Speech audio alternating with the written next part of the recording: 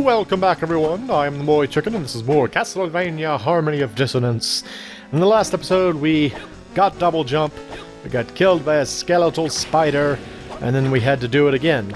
But we are back out now, and we are going back to places where we could not get before because we could not double jump, and now we can double jump so we can get there. We came down here to the Luminous Cavern first, thinking that there might be something useful down here, but there wasn't. There's nothing useful down here. Nothing at all. It's just completely worthless coming back down here, so now we have to go back out. Very disappointed by that, because I thought I knew the correct way to go, and I did not. And that's always very unfortunate. And then these witches, I feel bad for killing them, because they're cute. They're cute little witches that don't deserve the pain that they receive. But I have to kill them anyway, because they are villains. Oh, that's right, I was going to finish talking about the witches in the last episode. So, I mentioned that the witches that I feel worst for fighting in the Castlevania series are the ones in Dawn of Sorrow. Because in that game, the witches they just really don't look like bad guys at all. Like, they are, first of all, they look just sort of like regular girls. They don't wear, like, any kind of witch regalia. They're just sort of like girls in blue dresses. Just really ordinary blue dresses. And they've got, like, a broomstick, and they're trying to levitate on the broomstick. And if you get near them, they try to whack you with the broomstick. But that's, like, it. That's the only form of aggression they have. And when you kill them, they turn into cats, which I think you can then also kill. So it's like, everything about it just kind of makes you feel bad when you fight them. It's like, I just feel really bad for killing these enemies. They're not doing anything aggressive, but maybe they do something dangerous. I don't know. Then there are, like, the sexy witches from the, what game was that from? Was that Dawn of Sorrow? It was either Dawn of Sorrow or Portrait of Ruin. One of those. No, it actually is from, it is from Dawn of Sorrow, and the ones that I was just talking about are the student witches, and then the regular witches are like these, like, hot and sexy witches that they've got like big boobles, and they've got a slinky dress on, and they're sitting side saddle on their broomsticks and all that, and they're all like, I'm going to shoot this at you. But you have to kill a lot of them because they have a very useful ability. And we never came up here, did we? Okay, so this is entirely new. Fantastic. So this looks like an elevator? Oh, no. I can double jump now, so I can do this. Haha! Up here instead. Explore first, then ride the elevator. That is a very aggressive elevator. It shook the ground when it came to the floor. Boom! Do you want to ride the elevator? It's like if it had one of those little conductors, it'd be like, floor 3. Oh, floor 3, lingerie, pillows, and bedding. Get on! Alright, let's ride this. Oh, well, it's very peaceful when you're riding in it. It's just very enthusiastic to have you ride on it, I suppose. Alright, still going. I'm glad that I am impervious to bones while riding the elevator. It's a nice change. Also, it's a very red sky outside. It almost looks like the exterior of the castle is, like, under some sort of red liquid of some kind. Yeah, it's very aggressive. Super aggressive elevator. It's funny, too, because, like, the elevator in Symphony of the Night moved so fast that you actually got, like, stuck to the ceiling when you were going down. It was like one of those things like Tower of Terror, where it was like a free fall elevator. But in this one, the elevator is very calm and peaceful. Unless you're not on it, in which case it is very aggressive. Very aggressive elevator. And there was just nothing here. There was just not a whole lot of point to doing that. To going up the outside. I thought there would be something, but there wasn't. Instead, we are at the top of the tower. We are climbing. Now, one thing that I like about a lot of Castlevania games is that you can often see a staircase in the background when you're in, like, a tower like that, where you're, like, jumping from landing to landing. I like that. It's a nice little bit of... It's a nice little touch. What are you? padded armor. Once again, it looked very much like it was made of metal. And it claims to be leather. Does that look like leather to anyone? It looks like green magic armor or like bronze armor. It doesn't look like... Ugh. I didn't even see if it was better than what I was wearing. I was wearing, what, rock leather? Yeah, it's better. Okay. I guess it kind of, you know what that kind of reminds me of is, there was a somewhat terrible, what would you call it, like a puzzle game, adventure game, something like that, for the Switch. Look, it has a very red sky back there, called, Prison Princess. And it was one of those kind of like, Switch shovelware games that were so common for a certain amount of time. And it, like many of those games, it had a terrible translation. And it had this one obsession with insisting that things were made of bronze when they definitely did not look at all like they were made of bronze. They looked like they were made of silver, or iron, or steel, or even stone, but not bronze. Bronze has a color to it. Was there just something in the background? I mean, yes, this is in the background. The White Dragon level 3 is in the background, but it felt like there was something else back there for a second. Oh, fire! Okay, so it latches itself onto a... This guy's kind of cool. This White Dragon level 3. Pretty neat. Pretty neat dude. Okay, yeah, okay, so it kind of, grabs onto the, ow. Oh, that's what it was. When you kill one of these little, or no, never mind. I was gonna say, when you kill a zombie... I'm almost dead again. That keeps happening, and I'm not paying attention to it. There we go. Okay. I thought that when you killed a ghoul, it would have, like, a little spirit come out of it. Was this just another cul-de-sac? Was this another dead end? You see what I'm talking about with, like, the dead ends in this game? It's just kind of full of, like... Oh, no, I can go up. I can go up. Okay.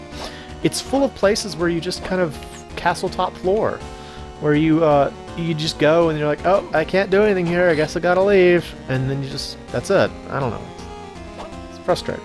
It's frustrating. And there's a reason for it. And we will get to the reason once we finally see the game's other gimmick, but we have not done so yet, and so it just feels frustrating for now.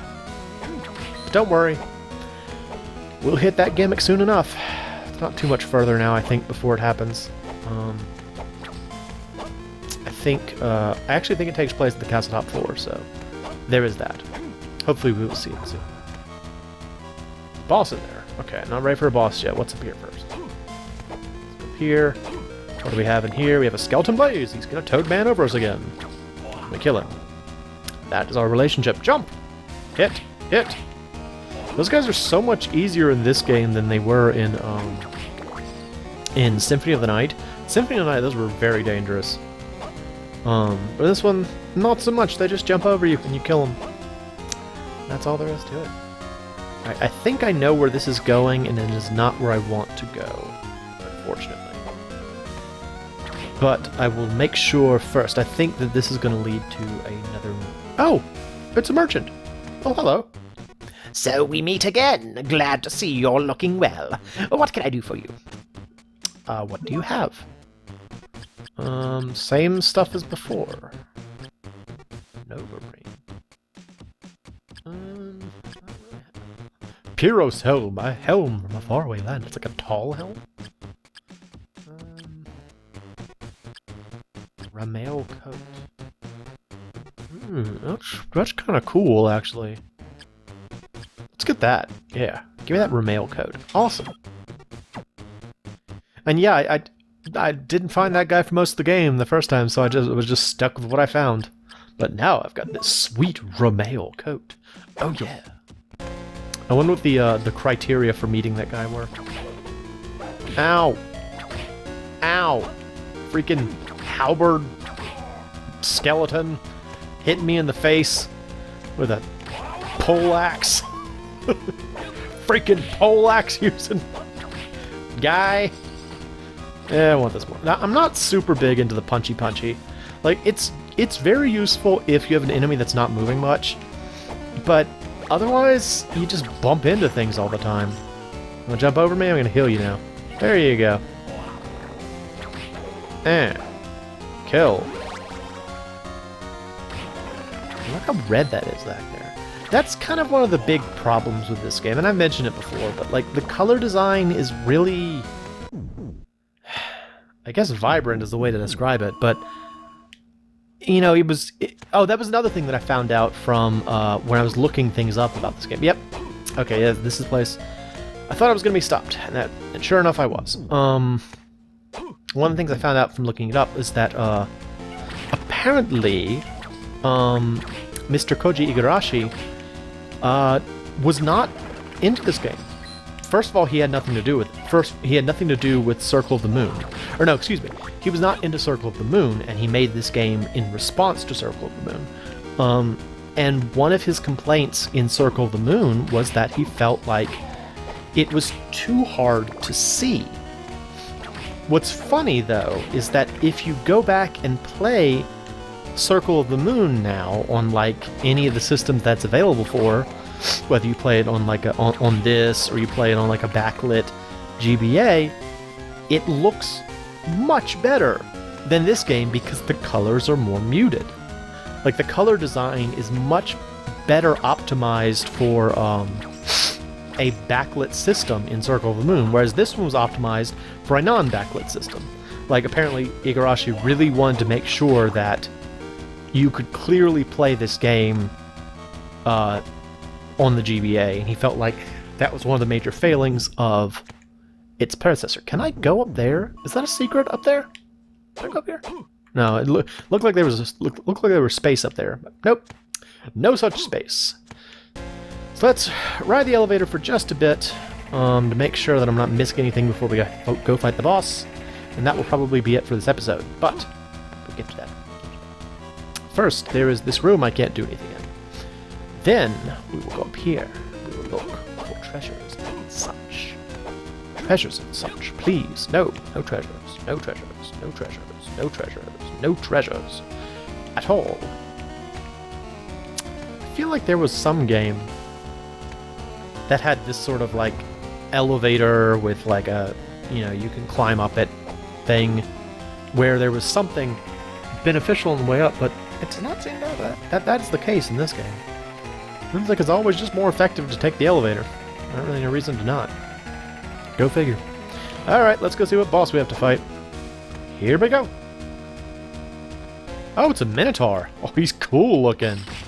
Look how cool he looks. Gotta keep using holy water on him because it's working surprisingly well.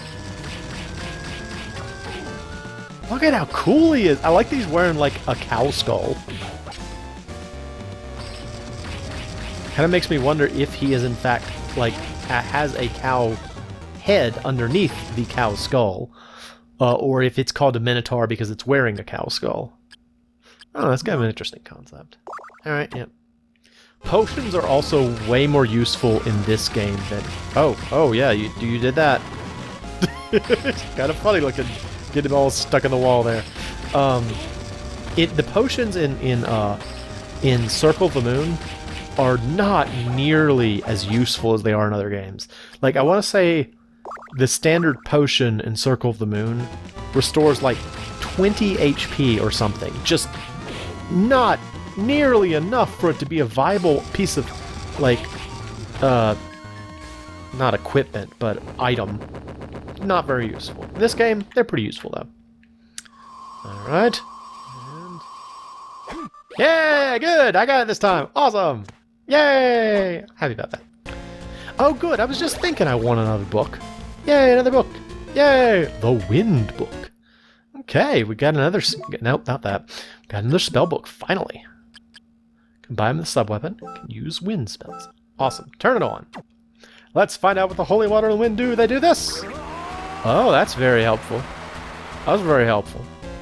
Alright, well the good news is we found a new book. The bad news is we did not find a new place to go, though. Yeah.